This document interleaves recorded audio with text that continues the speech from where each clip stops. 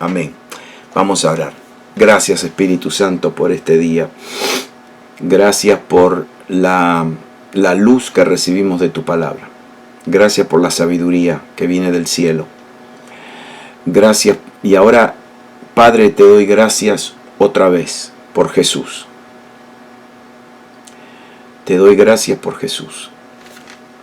Sin Jesús, no solamente no tendríamos vida eterna, pero también no tendríamos un ejemplo a seguir. No tendríamos el modelo. Gracias, Padre, porque tenemos a Jesús como modelo. Y gracias, Padre, porque cuando miramos a Jesús, podemos ver cómo seremos. ¿Cómo seremos? Seremos como Él es. Gracias, Padre, por este plan. Gracias por esta realidad. Gracias. En el nombre de Jesús. Amén. Y amén. Ustedes saben bien que en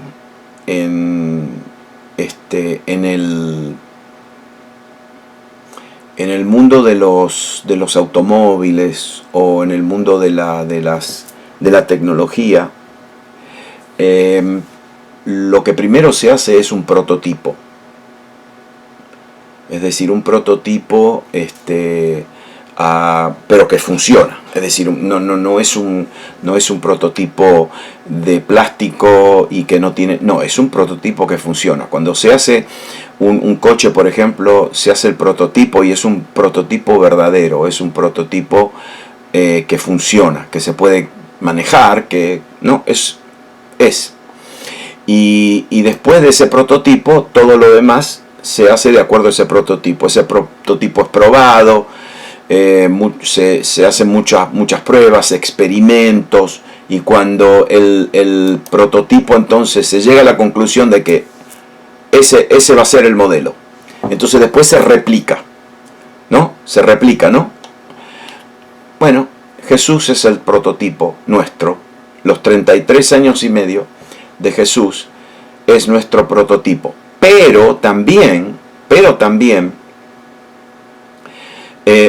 Jesús ahora mismo, como Él es nuestro prototipo en la eternidad, porque nosotros seremos como Él es, ¿no? Como Él es. Entonces, ¿qué diferencia que hace en la vida de una persona cuando uno ya sabe cómo va a ser?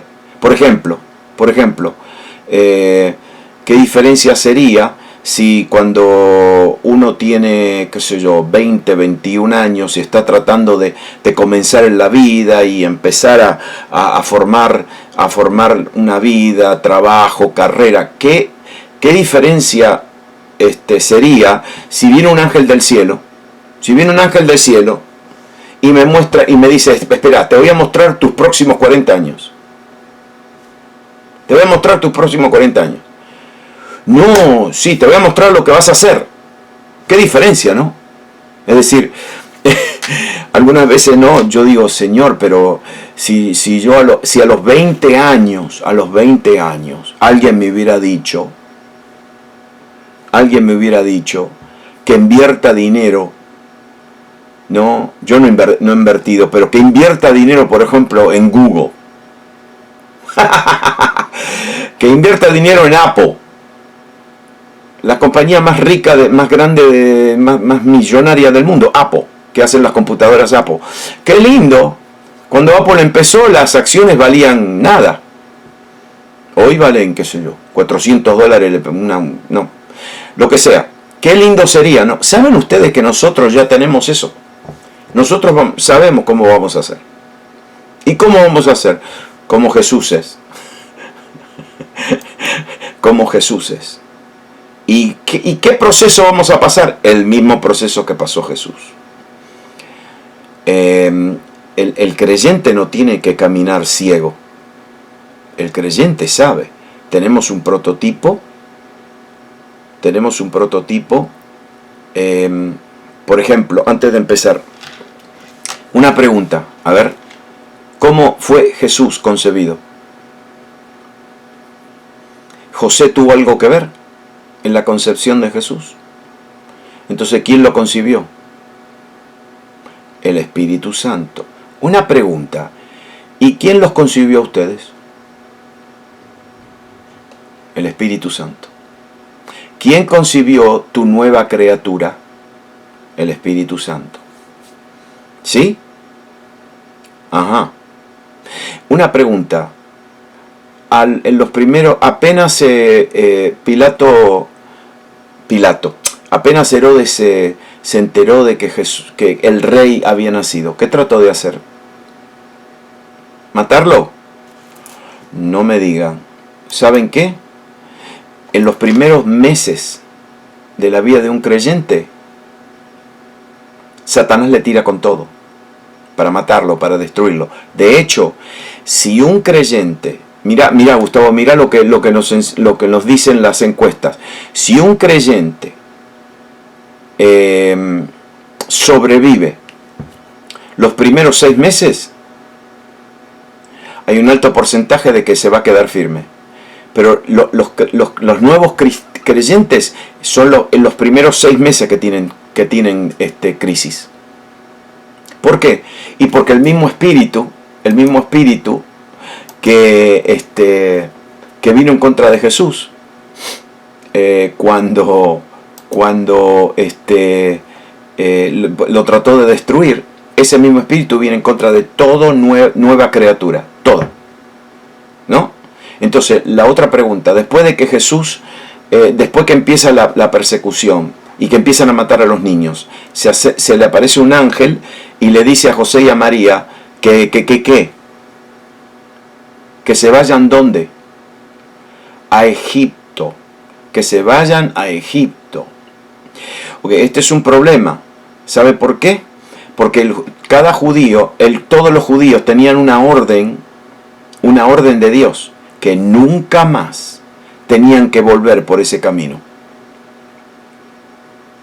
Porque cuando Dios los sacó, le dijo, ustedes no vuelven más a Egipto. Y ahora, ¿saben qué? A Jesús lo manda de nuevo para Egipto. ¿Sabe lo que significa eso en nuestra vida? Que después que nosotros nos afirmamos en la salvación, ¿sabe lo que Dios nos hace? Nos hace enfrentar nuestro pasado.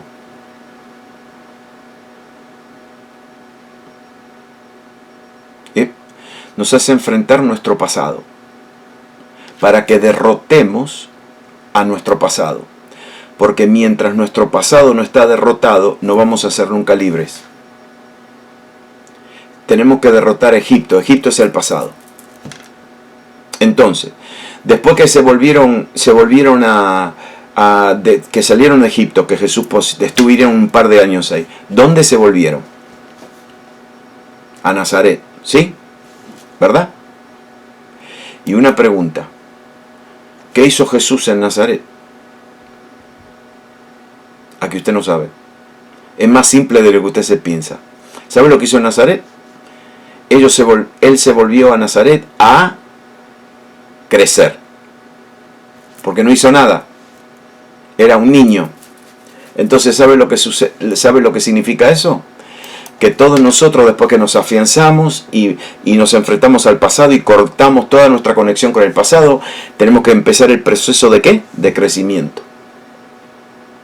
¿Sí? A los 12 años, ¿qué pasa con Jesús? Los llevan al templo. Y él ahí está escuchando y haciendo preguntas. Él no se puso a discutir con los doctores de la ley.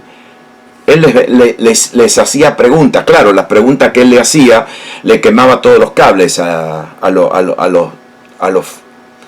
doctores de la ley. Pero él hizo preguntas. ¿Y saben lo que nosotros hacemos cuando estamos creciendo? Preguntamos y aprendemos. A los 12 años después, ¿qué pasó? María viene y le dice, ¿por qué nos hiciste eso a tu papá y a mí? ¿Por qué? Y se vuelven a Nazaret y la Biblia dice que él se sometió a sus padres. Se llega un momento en que cada cristiano, cada creyente que quiere crecer, se tiene que someter a sus autoridades, a sus líderes, autoridades, pastores, lo que sea, para crecer. Cuando él se vuelve a Nazaret para someterse, ¿sabe a lo que él se volvió a Nazaret a hacer? A que usted no sabe. Cuando tenía 12 años y se vuelve a Nazaret, ¿sabe para qué se volvió? Para trabajar. A trabajar. ¿Por qué? Y porque el padre era un constructor, obrero manual, y él ¿qué hizo? Y él también fue a trabajar. Y empezó como aprendiz. Muy probablemente José murió, porque era ya un hombre de edad, y Jesús se quedó a cargo de toda la familia. De la madre con todos sus hermanitos y hermanitas. Y esperó. De repente, la tía de Jesús, que se llamaba Elizabeth, tiene un bebé que se llamaba Juan, que es el primo de Jesús. Crecen y el primo de Jesús, Juan, empieza, cuando ya es grande, empieza a predicar y empieza a anunciar la venida del Mesías. Es decir, empieza a decirle a todo el mundo que él se iba a manifestar, Jesús. ¿Y sabe lo que hace Jesús? Absolutamente nada. Todos los años que Juan el Bautista habló, estaba hablando de él, y él no hizo nada. Es decir, no hizo tarjetas, no se hizo un website, un sitio en la web, no se hizo propaganda, no se promovió, nada. Hubiera dicho, bueno, este está hablando de mí, así que yo me voy a... No. Recién a los 30 años, Jesús se va al Jordán y le pide a su primo que lo bautice. Y el primo le dice, ¿yo te voy a bautizar? No, vos me vas a bautizar a mí. Yo no soy digno. Y Jesús ahora se somete. Se somete al viejo pacto, porque Juan el Bautista era el profeta del viejo pacto. El nuevo pacto se somete al viejo, para que el viejo lo reconozca.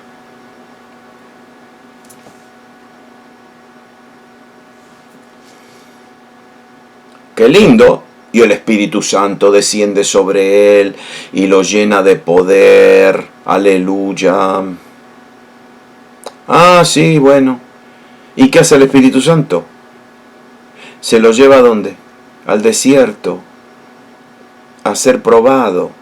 Y si el Espíritu Santo lo llevó a Jesús, ¿no ve que él es el prototipo? Y él no fue al desierto para ser simplemente probado. Él fue al desierto para derrotar a Satanás. Porque las pruebas de Dios no son para probarme. Las pruebas de Dios es para que yo derrote a mi enemigo. Él sale de ahí y ahora ministra 3 años y medio. No lo recibían bien en todos lados. Pero él ministró 1 año y medio públicamente. 1 año y medio, nada más. Los últimos 2 años los pasó con sus discípulos, enseñándoles. Y al final, ¿qué pasó? Se entregó. Y si él se entregó y se sacrificó, ¿saben qué? Este es el nivel más alto de madurez, cuando nosotros nos sacrificamos y entregamos algo. Pero el sacrificio de Jesucristo no se terminó en la cruz. Resucitó y llegó al nivel más alto de gloria. Y nosotros también. Por eso nosotros vamos de gloria en gloria. Entonces, todo el modelo de Jesús es muy exacto. Algunos de nosotros... Y dicho sea de paso, cuando uno llega al final, ¿sí? Yo me acuerdo cuando Dios me habló de esto y yo dije, bueno, ahora voy a llegar al final, me voy a sacrificar, voy a rendirme, después Dios me va a levantar y entonces yo ya creía que ya había terminado y el Espíritu Santo me dijo, ok, ahora de vuelta el proceso, es un círculo. Otra vez. Y así vamos de gloria en gloria. Así vamos de gloria en gloria. Las primeras 4 bienaventuranzas nos llevan a Dios. Pobres en espíritu, mansos, hambre y sed de justicia. Nos llevan siempre a Dios. Nos llevan a ver nuestra necesidad. Las segundas 4 bienaventuranzas nos llevan a otros. Porque yo ahora recibí de Dios y ahora yo puedo dar. Yo no puedo dar lo que yo no tengo. Entonces cuando Jesús dice primero a Dios, después a otros, esto es absolutamente consecuente con lo que Jesús enseñó. Jesús dijo, el primer mandamiento de todos es este: oye Israel, el Señor nuestro Dios uno es, y amarás al Señor tu Dios con todo tu corazón, con toda tu alma, con toda tu mente, con todas tus fuerzas. Este es el principal, es decir, amarás a Dios primeramente, y el segundo al semejante, a tu prójimo. Entonces, ¿no ve que él está siendo bien ordenado en su manera de explicar la mente de Cristo, los principios del reino? Primero a Dios, después a los otros. Cuando yo busco a Dios, después naturalmente voy a exhibir lo que yo recibo de Dios a otros. En las primeras 4, Dios usa las circunstancias de la vida para mostrarnos nuestra necesidad, para mostrarnos que somos pobres. En la segunda 4 bienaventuranza, usamos esas mismas circunstancias para llevar otros a Cristo, para que lo conozcan más. Las primeras bienaventuranzas son para aprender más acerca de Dios, las segundas son para demostrar a Cristo lo que hemos aprendido. Si nosotros tenemos que aprender de Dios para mostrarle al mundo. Las primeras son muy internas, son secretas acá adentro. Las segundas son externas, porque a través de nosotros Dios muestra su misericordia, la pureza, la paz. Las primeras bienaventuranzas son la puerta, escúcheme bien ahora, son las puertas a la grandeza de Dios. Porque yo tengo que conocer primero a Dios. Y las segundas son la demostración de esa grandeza. Porque la grandeza de Dios en mi vida muestra misericordia. Es santa, pura, sabe cómo traer paz a una situación. Es capaz de cualquier sacrificio que Dios pide. ¿Te acuerdan la última? Bienaventurados los que son perseguidos, ¿sí? Los que se sacrifican. Las primeras son la llave al corazón de Dios. Las segundas son las expresiones de Cristo al mundo. Mire, así se comportan los reyes y las reinas del reino de los cielos, que somos nosotros.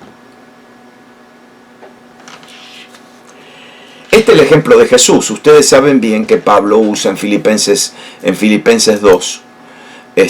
Pablo usa todo el ejemplo de Cristo, el prototipo.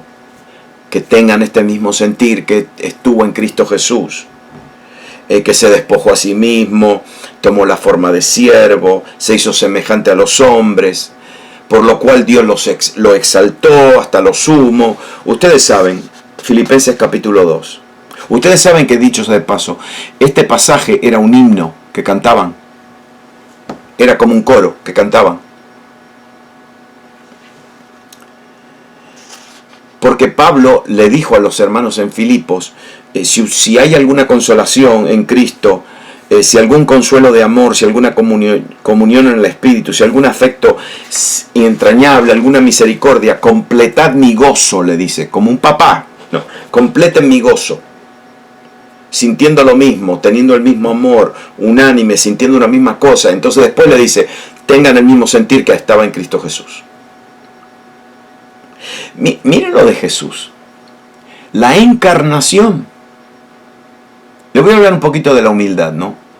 La encarnación de Cristo fue el acto más grande de la humildad. ¿Por qué? Y porque Él era Dios. Siendo Dios, se hizo carne. Hebreos dice, así que por cuanto los hijos participaron de carne y sangre, Él también participó de lo mismo, para destruir por medio de la muerte al que tenía el imperio de la muerte, esto es el diablo. Es decir, Él no derrotó al diablo como Dios, Él derrotó al diablo como hombre. Él derrotó al diablo como el segundo Adán. Dios abre la boca así y desaparece Satanás. Pero Jesús lo derrotó como hombre. 100% hombre. Y miren lo que dice ahora. Porque Él no socorrió a los ángeles, sino que socorrió a la descendencia de Abraham. Es decir, Él no vino a ayudar a los ángeles, Él nos vino a ayudar a nosotros. Se humilló porque que vino a ayudarnos, a socorrernos. Todo aspecto de su vida, todo aspecto fue humilde. Es decir, ustedes saben cómo nació. Nació en un pesebre, su vida fue humilde y modesta. Y dicho sea de paso, se crió en un pueblo despreciado por la gente. ¿Se acuerdan de Natanael? Cuando le dice a Natanael, hemos encontrado al Mesías. Y le dijeron, ¿y de dónde viene? Y le dijeron, de Nazaret. ¿Y qué dijo Natanael? ¿De Nazaret puede venir algo bueno? No, de Nazaret no sale nada bueno. Si hubiera venido de Jerusalén, sí, pero de Nazaret. Mire de dónde, ¿no? De dónde, dónde eligió crecer. Claro, Él no nació en Nazaret, nació en Belén, la ciudad de David. Pero Él nunca decía que Él nació en Belén. Él decía que venía de Nazaret. Que humillándose.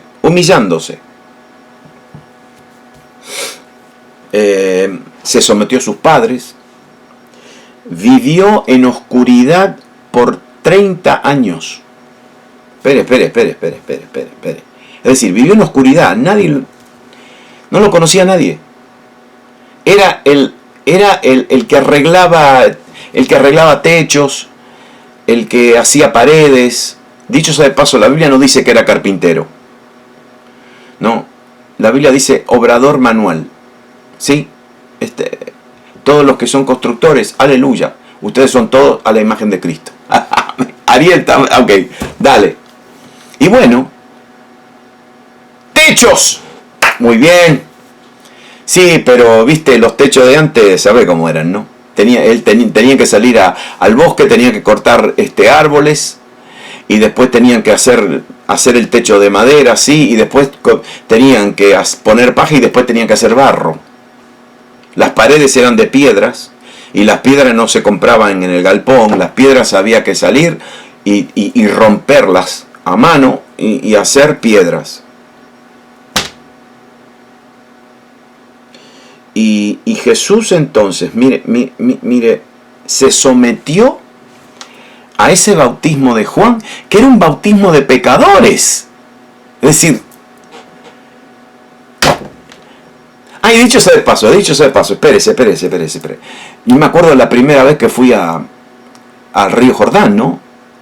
Y fuimos al lugar donde bautizaron a Jesús, a Betábara, que no es el lugar donde todo el mundo va. Todos los turistas van ahí a un lugar lindo, en el Jordán. Pero Jesús no se bautizó en ese lugar lindo. Jesús se bautizó en un lugar llamado Betábara. Y Betábara es donde el río Jordán desemboca al Mar Muerto. O que quiero decirle a ustedes que el Mar Muerto tiene 33 veces más azufre y sal que el Mar Mediterráneo. Ok. Cuando ustedes se acercan al Mar Muerto o al Mar Salado, que no es un mar, es un lago, como a más o menos, no sé, qué sé yo, 10 minutos antes de llegar, empiezan a oler un aroma, y le voy a decir bien, no quiero ser grosero, pero huevo podrido, eso mismo, un huevo podrido, porque el huevo podrido cuando se pudre tiene azufre adentro, produce azufre. Bueno, imagínense ese olor, pero 1000 veces peor todavía. Y Jesús se va a hacer bautizar, porque Juan el Bautista era loco. Juan el Bautista invitaba a la gente para que se bautice, no en el lugar más lindo, lo hacía a propósito, lo hacía en el lugar más sucio de Jordán. Entonces por eso los fariseos decían, yo ahí no me meto, no, esa agua es sucia, hace un olor. Y Juan entonces los insultaba, le decía de todo. Y cuando Jesús va a ese lugar, se va a bautizar en ese lugar. Se humilló. Y Juan el Bautista lo ve y le dice, yo necesito ser bautizado por ti, ¿y tú vienes a mí? Él era superior al sumo sacerdote de Israel, era superior al gobernador, era superior hasta el mismo César romano. Pero él dice, el Hijo del Hombre no vino a ser servido, vino a servir para dar su vida en rescate de muchos. Y obvio que la señal, el supremo ejemplo más grande de su humildad fue morir, no muerte de cruz, morir la muerte de un criminal. ¿Por qué? Porque nosotros no entendemos cómo los romanos veían a la muerte de cruz. Es decir, ellos crucificaban a los esclavos que no valían nada para ellos, y a los criminales más violentos. Es decir, Jesús murió la muerte de un criminal violento o la muerte de un esclavo. Que para los romanos un esclavo no valía nada.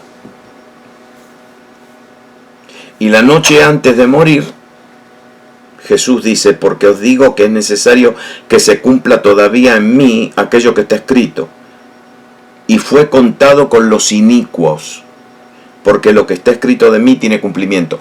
Él cita Isaías 53, que dice, por lo tanto yo le daré parte con los grandes, y con los fuertes repartirá despojos, por cuanto derramó su vida hasta la muerte, y fue contado con los pecadores, con los transgresores, habiendo él llevado el pecado de muchos y orado por los transgresores.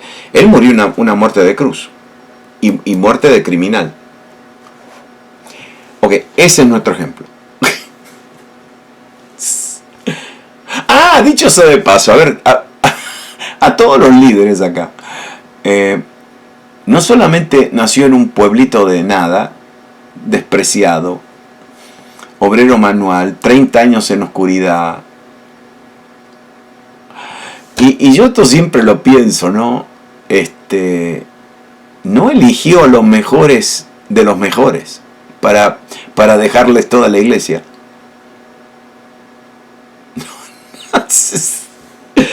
Eligió a los 12, uno lo traicionó, okay, está bien, uno, pero los otros 11, el otro lo negó, Pedro lo negó, los demás cuando lo pusieron en la cruz se fueron todos, cada uno se fue por su camino, dice la Biblia. Y después que lo pusieron en la tumba, se encerraron todos y tenían miedo de salir por la puerta. Es decir, ¿a qué clase de gente uno le deja toda la iglesia de Cristo en el mundo?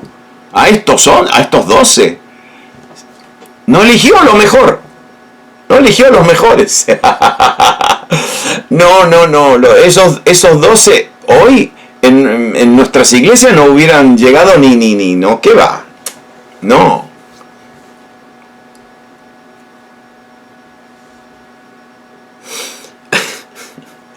Pero Jesús los eligió porque, la verdad, ellos también aprendieron a ser humildes, como Jesús. Saben que a nosotros, lógicamente, lo contrario de humildad es orgullo, ¿no? El orgullo. Y peor, la arrogancia. Nosotros, perdónenme, hermanos, que no son, nosotros no sabemos nada de ser orgullosos, ¿verdad que sí? No, nosotros no. No.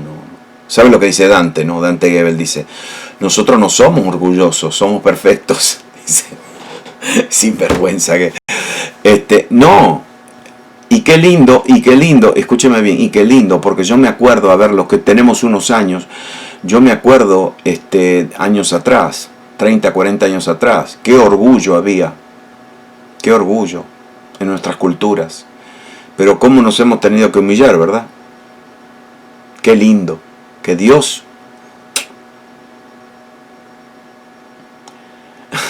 sabe humillarnos. Pero a nadie le gusta un arrogante. ¿A alguien le gusta un arrogante? No. ¿Saben que la arrogancia no es atractiva? No, piénselo. La arrogancia no es atractiva. Como que es, al contrario, es repulsiva.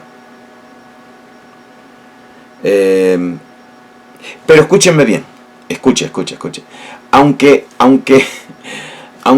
Aunque la arrogancia es repulsiva y no nos gusta y le escapamos a los orgullosos, pero a la misma vez nosotros tampoco somos atraídos por los humildes.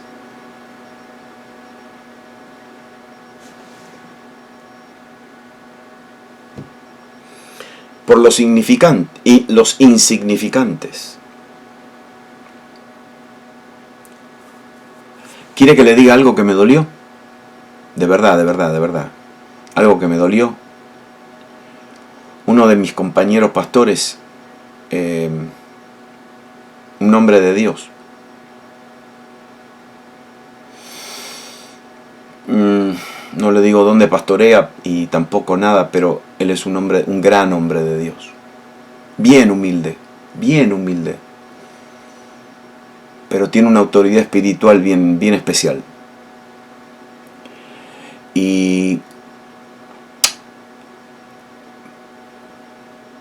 Pero yo noto en su testimonio y en sus palabras algunas veces dolor por el rechazo, ¿no? Por el rechazo.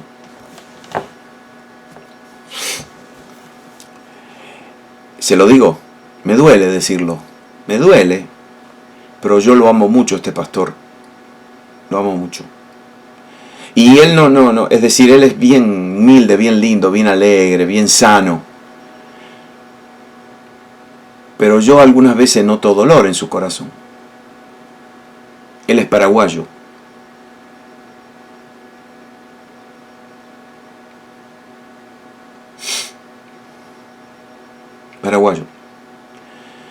Y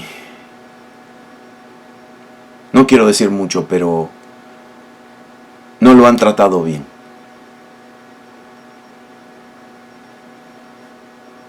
Claro, él no. Él es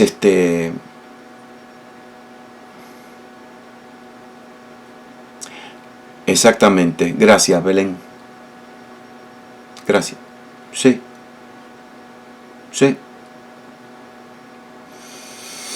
Entonces nosotros no nos gustan los orgullosos, pero tampoco nos gustan los humildes y los insignificantes, porque no nos gusta esa cualidad. Aunque rechazamos el orgullo, no buscamos ser siervos insignificantes. No, al contrario, buscamos ser importantes. Nos sentimos importantes cuando estamos con gente importante. Y escúcheme bien, si el orgullo es repulsivo, para nosotros, imagínense cómo es repulsivo para Dios.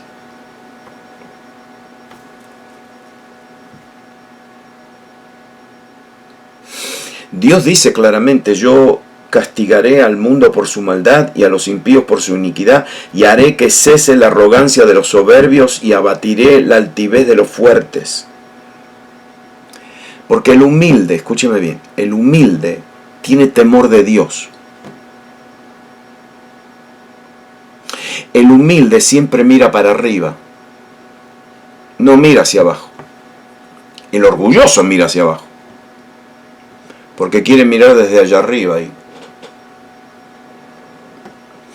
Entonces ahora mira algunas características de la humildad, ¿está bien? Porque quiero ser práctico en esto. Quiero ser práctico.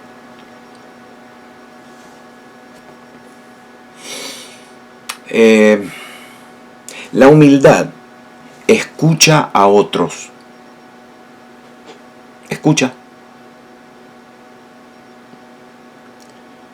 ¿Sabe por qué? Porque Dios muchas veces elige hablarnos a través de otra gente, de otras personas. Entonces nosotros, el humilde escucha a otros. ¿Sabe usted que Jesús oía a la gente? ¿Saben ustedes? Miren. Marcos 10. Entonces vinieron a Jericó. Y al salir de Jericó, él y sus discípulos, y una gran multitud, Bartimeo el ciego, hijo de Timeo, estaba sentado junto al camino mendigando. Bartimeo el ciego, ¿se acuerdan? Y oyendo que era Jesús Nazareno, comenzó a dar voces y a decir: Jesús, hijo de David, ten misericordia de mí. Y muchos le reprendían para que callase. Pero él clamaba mucho más: Hijo de David, ten misericordia de mí. Mire lo que dice ahora. Entonces Jesús, deteniéndose, ¿lo escuchó? Deteniéndose, mandó a llamarle. Y llamaron al ciego diciendo: ten confianza, levántate, él te llama. Y ustedes saben lo que pasó, lo sanó.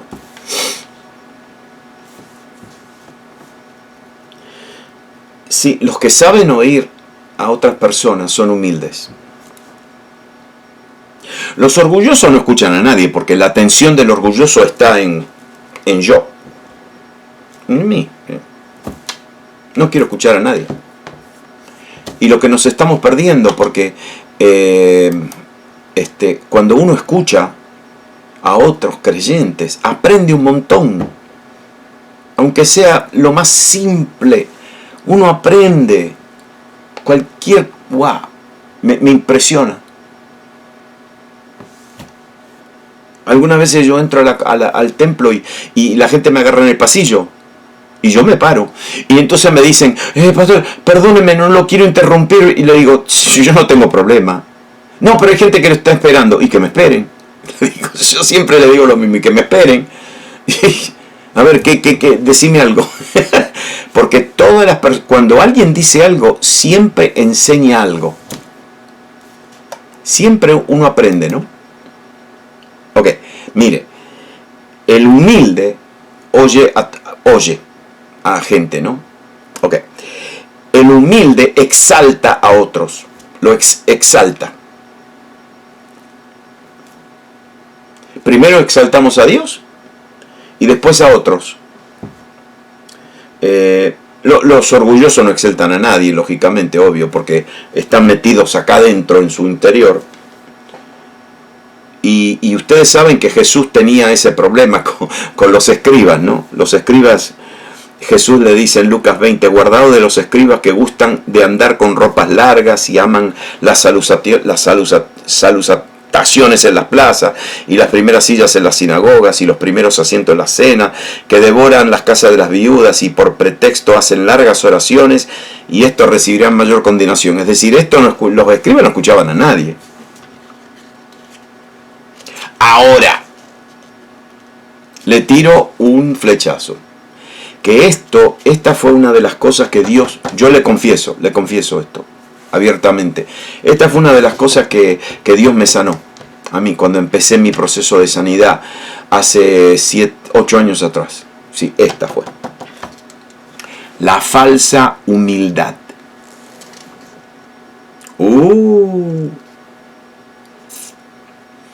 Sí, la falsa humildad.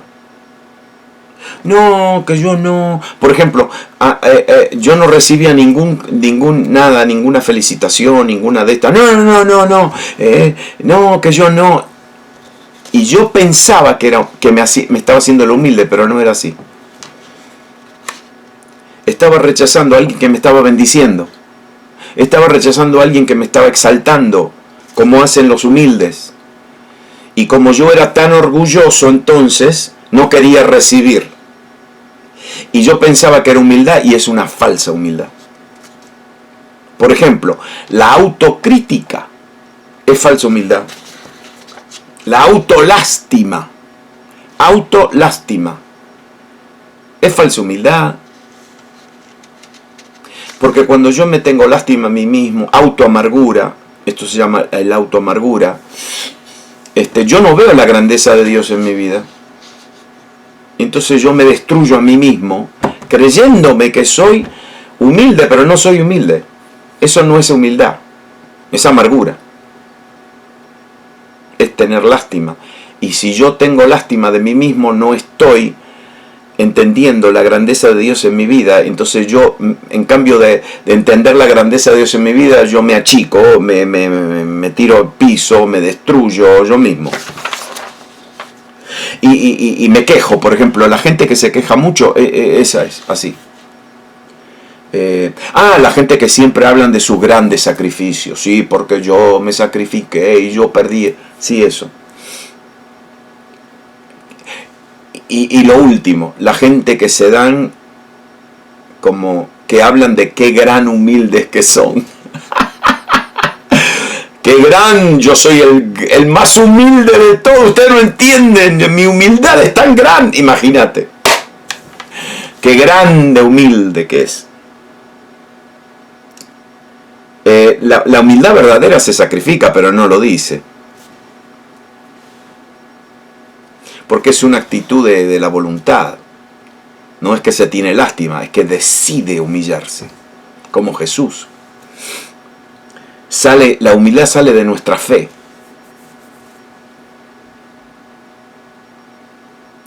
Y pones la confianza en Dios. Bueno, la verdadera humildad no solamente oye o exalta, pero la verdadera humildad ama. El gran capítulo de 1 Corintios 13. El amor es sufrido, es benigno, el amor no tiene envidia, el amor no es jactancioso, no se envanece. El orgullo ama. ¿Sabe quién era un orgulloso? Goliat. Goliat era un orgulloso. No, ¿yo qué? Y entonces desprecia a David. ¿Qué vienes a que yo soy perro? ¿Qué vienes a mí con palos? Pero ¿qué pasa? David, aunque era humilde, sí, cuidado, era humilde, pero su confianza estaba en el Señor. Y no le tuvo miedo. Es decir, el humilde no se tira al piso y dice, está bien, yo no sirvo para nada. El humilde dice, no, mi confianza está en el Señor. Hoy te voy a cortar la cabeza y te van a comer los buitres. Y dicho sea de paso, ustedes saben lo que pasó en el Valle de Ela, ¿verdad? Sí.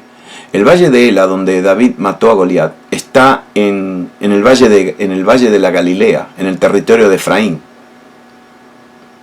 Sí, yo estuve ahí, el Valle de Ela. Y David, entonces, tumba a Goliat con la piedra, pero la piedra no lo mató, la piedra lo tumbó.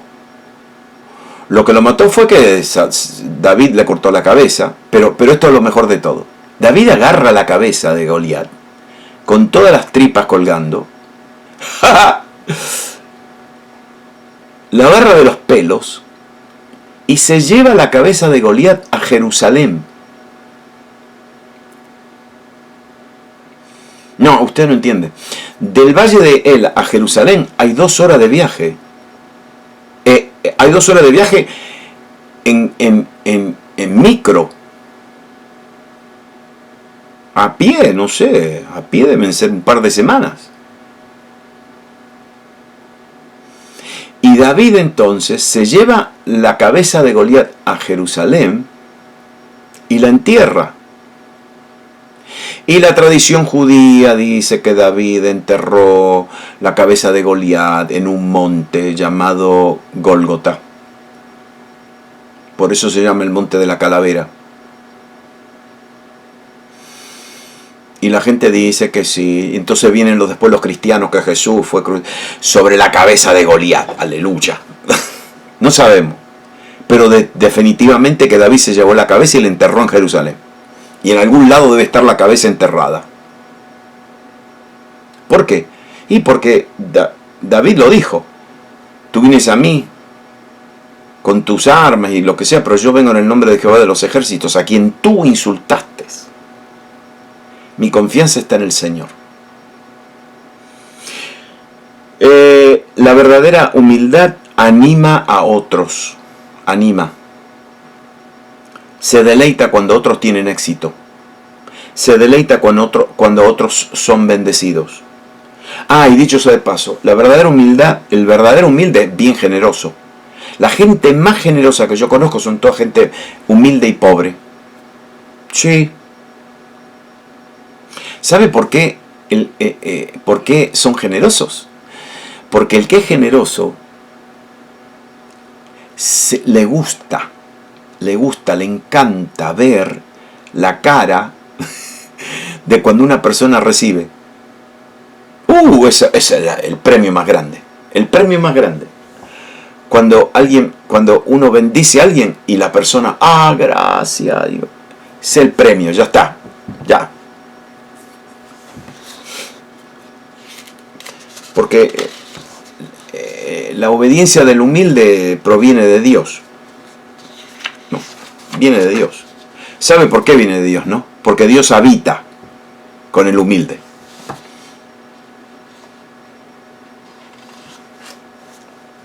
La verdadera humildad busca la paz. Esto produce unidad entre los creyentes. Sí, los orgullosos siempre andan peleando. Los humildes no quieren pelear. Siempre andan buscando la paz. Están buscando la unidad del espíritu en el vínculo de la paz. ¿Y se acuerdan lo que le dije? Que la palabra vínculo es la palabra ligamento. Y de la misma manera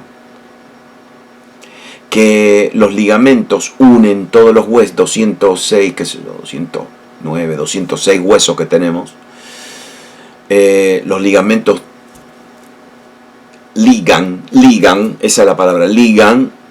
Entonces la paz a nosotros nos liga los unos a otros.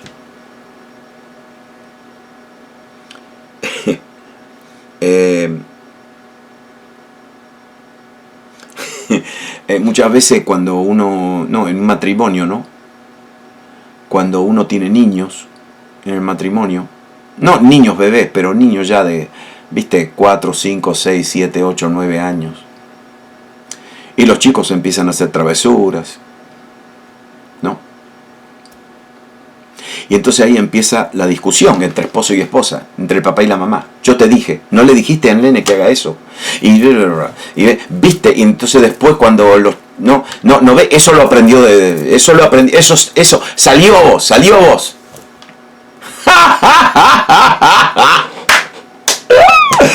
Y entonces algunas veces yo me acuerdo cuando mis dos hijitas, una tenía 5 y la otra tenía 2, estaban en el coche y nosotros veníamos del culto, los dos, mi esposa y yo, y qué lindo que fue todo, y las dos sinvergüenza de atrás empezaban a pelear como dos gatos. Y entonces mi esposa me decía, decile que se callen, que terminen. Y yo le decía, no, pero si yo estoy manejando, yo estoy ocupado. Y entonces después de 5 minutos las dos se calmaban, empezaban a jugar, y los que terminábamos discutiendo éramos yo y mi esposa, y de repente yo decía, momentito, espera, esta discusión no tiene sentido. Es decir, las que se estaban peleando son las dos sinvergüenzas de atrás. Nosotros, ¿por qué no estamos peleando? Perdemos la paz. Esta es la vida de los matrimonios, ya sé.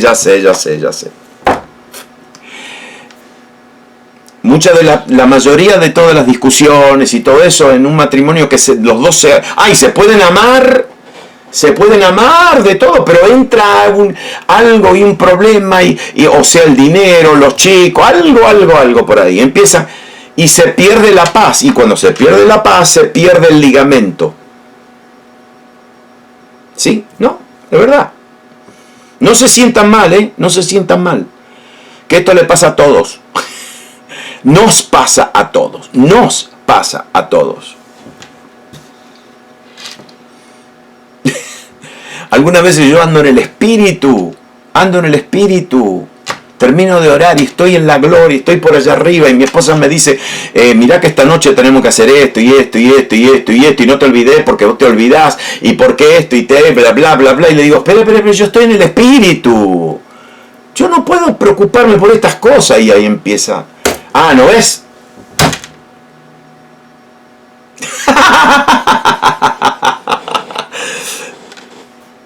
Y entonces el que te dice, no, hay que andar en el espíritu, el que anda en el espíritu no tiene problema. No, tenemos problemas siempre.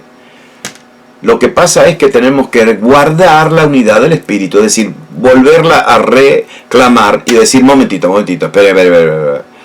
Está bien. Ya, te calmaste, ya. No. Estamos perdiendo la paz.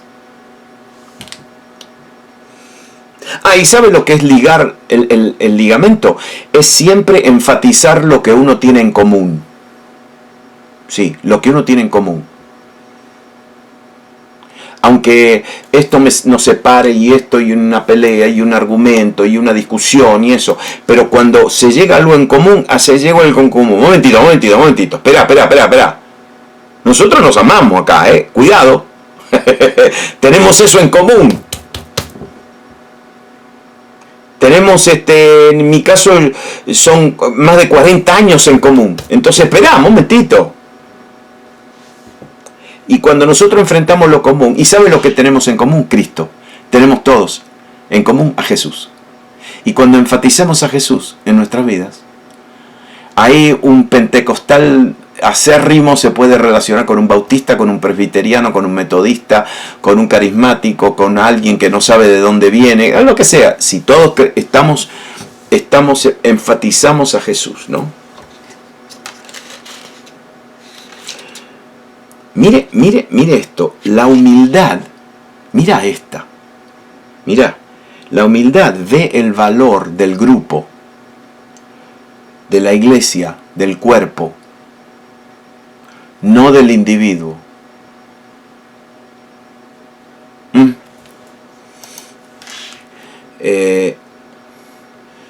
Sí, en esta pandemia, muchas iglesias han perdido mucha gente, la gente no vuelve. Y yo he hablado con algunos y le he dicho, pero ¿por qué no vuelven? ¿Qué pasó? No, es que Dios me ha estado hablando durante esta pandemia y me ha estado mostrando y revelando cosas y yo no quiero volver a la iglesia, no, porque no quiero perder lo que Dios me reveló.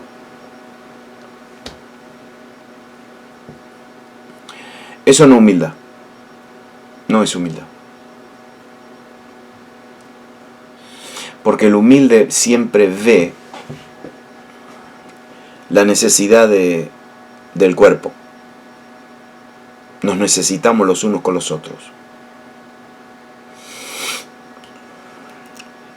Ahora, mire esta. La humildad percibe revelación de Dios. Porque siempre anda buscando. Por eso yo me río de ustedes y los llamo los depredadores. Porque siempre andan buscando algo de Dios, una revelación, una verdad, algo de Dios. Solamente el humilde anda buscando siempre eso de Dios. El que se la cree. Jesús en el capítulo 10 de Lucas, mire, lo voy a contar y termino. Él en el capítulo 9, Él le dice a los discípulos, a los 12, le dice, vayan y salgan y anuncien que el reino de Dios está aquí y sanen los enfermos y echen fuera demonios y bueno, y los manda. Y le dijo, y métanse en las casas y anuncien que el reino ha llegado. Bueno, los 12 no hicieron exactamente lo que Jesús le dijo. Y los 12 predicaron el evangelio, no entraron en las casas. no entraron. Pasaban por los pueblos, predicaban el evangelio, oraban por los enfermos y los enfermos se sanaron. Pero no echaron fuera ningún demonio. ¿Dónde está Pablo? Mirá lo de esto, no echaron fuera ningún demonio. Porque no hicieron exactamente lo que Jesús les dijo que hagan. Sanaron enfermos, pero no echaron fuera ningún demonio. Entonces vuelven y Jesús como que no dice nada. Pero ¿sabés lo que dice el próximo capítulo? Que Jesús llamó a otros 70. A otros. Quiere decir que no fueron los 12, fueron otros, otra gente que llamó. Y le dijo, ahora ustedes van a salir. Y le dio la misma instrucción. Predican el evangelio, el reino de Dios se ha acercado, que entren a las casas, sanen los enfermos y echen fuera demonios. Y les dio autoridad para que lo hagan. Claro, los 70 salieron y arrasaron con todo. Y vuelven, ¿se acuerdan? Vuelven contentísimos. Y Jesús los mira y dice,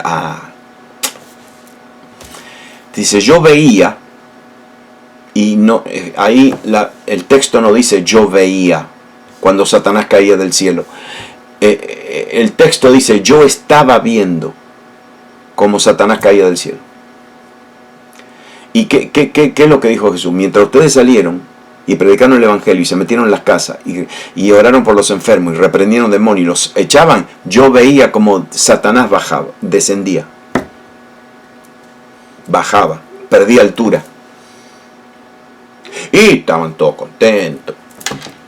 Pero miren lo que Jesús le dice. Pero no os regocijéis que los espíritus se os sujetan, sino regocijaos que vuestros nombres están escritos en los cielos. Y en aquella misma hora Jesús se regocijó en el espíritu y dijo, yo te alabo, Padre, Señor del cielo y de la tierra, porque escondiste estas cosas de los sabios y entendidos y las has revelado a los niños. Sí, Padre, porque así te agradó. Es decir, se lo revelaste a los humildes.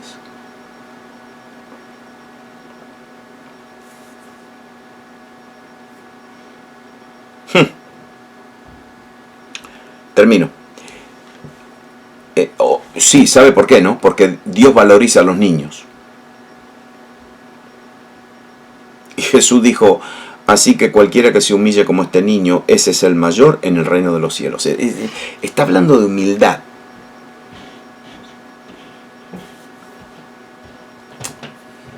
Y el humilde obedece a Dios, obedece. El humilde...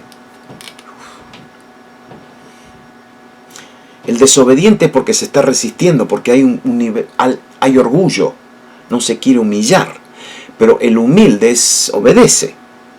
Si el humilde está alerta a la voz de su amo, a la voz de su Señor. Y el Señor nunca nos va a pedir nada, algo que no podemos hacer. Nunca. No hay que tenerle miedo a los mandatos de Dios en nuestra vida. Si te pide algo, obedezcamos. Obedezcamos. Total, nunca nos va a pedir algo que no está a nuestro alcance. Y ahora te voy a leer, lógicamente, un versículo que no es fuerte, pero Jesús dice, no todo el que me dice Señor, Señor, entrará en el reino de los cielos, sino el que hace la voluntad de mi Padre, que está en los cielos, el que obedece.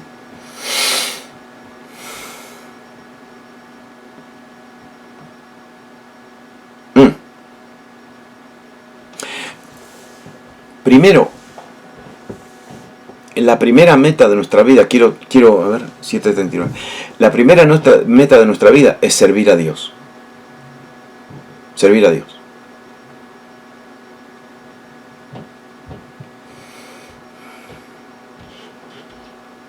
Servir a Dios. Le voy a hacer una pregunta capciosa.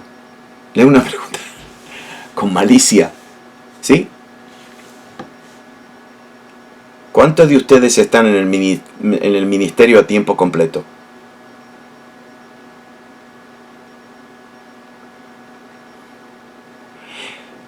Es una pregunta capciosa. Mejor que todos levanten la mano.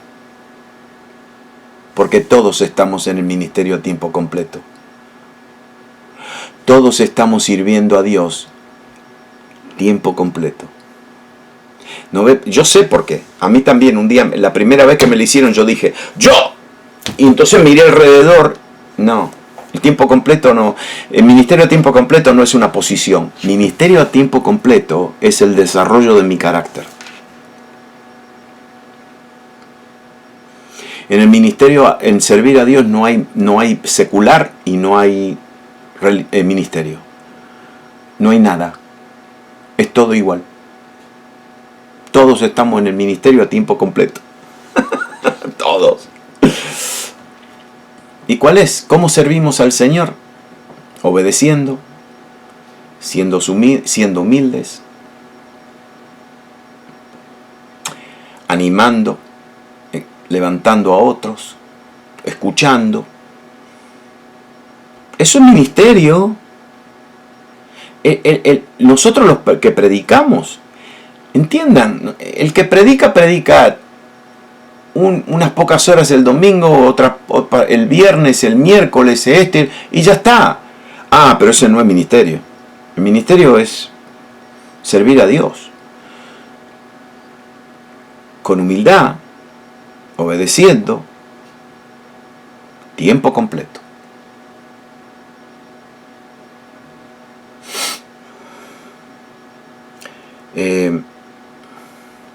Entonces la palabra de Jesús es seria cuando Él dice, no todos los que me dicen Señor, Señor, entrarán al reino de los cielos, pero todos aquellos que hacen la voluntad de mi Padre.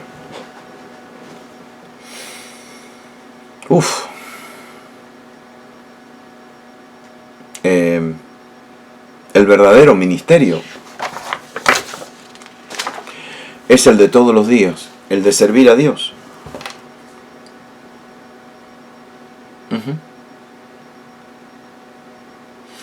El de exhibir, mire esto, el de exhibir a Jesús al mundo entero. El de exhibir la paz de Jesús, la misericordia de Jesús, el perdón de Jesús, la mansedumbre de Jesús, la humildad de Jesús.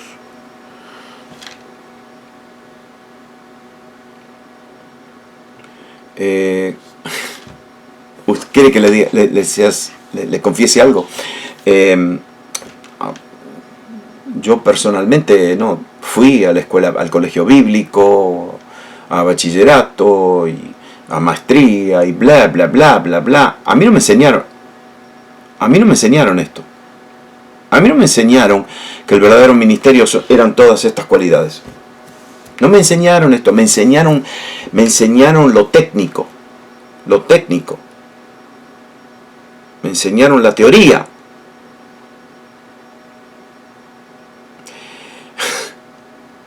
Y entonces, claro, apenas yo me gradué y tuve el primer reto, el primer desafío, que fue mi mejor amigo, que me pidió ayuda, yo no sabía lo que decirle.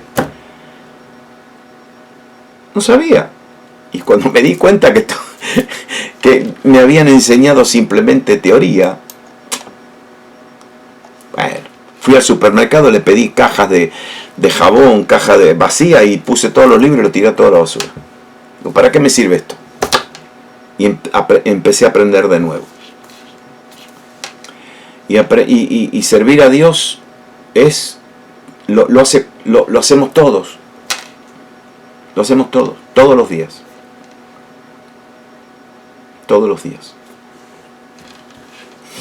Vamos a orar.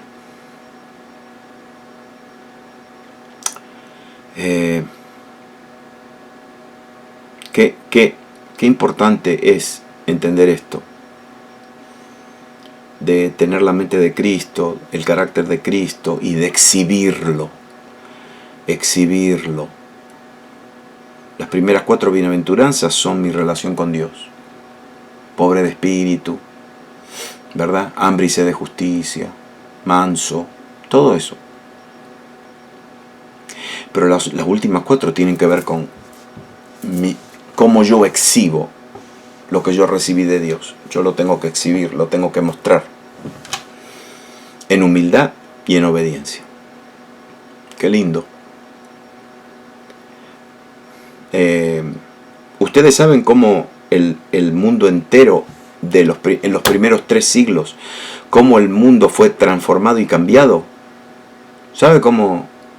No había campaña, no podían hacer campaña los cristianos. Las campañas son hermosas. Gloria a Dios, ahora tenemos libertad. Pero en aquel tiempo no había nada. Tenían que ministrar a la gente una por una. Y en 300 años se ganaron el mundo el mundo existente, el mundo de aquel tiempo, para Cristo. ¿Cómo? Como Jesús dijo, el mundo va a ver que son mis discípulos por el amor, por el amor, por el amor. Amén. Espíritu Santo, gracias. Gracias por tus verdades. Gracias por la dirección que nos das. Gracias porque no nos dejaste sin dirección, no nos dejaste sin luz, no nos dejaste sin una lámpara en nuestros pies. No nos dejaste, nos mostraste el camino y ahora estamos siguiendo, estamos aprendiendo a seguir.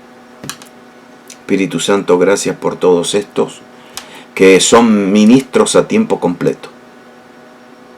Que salgan a mostrar tu amor, tu paz, tu misericordia, tu compasión, tu perdón. Sí.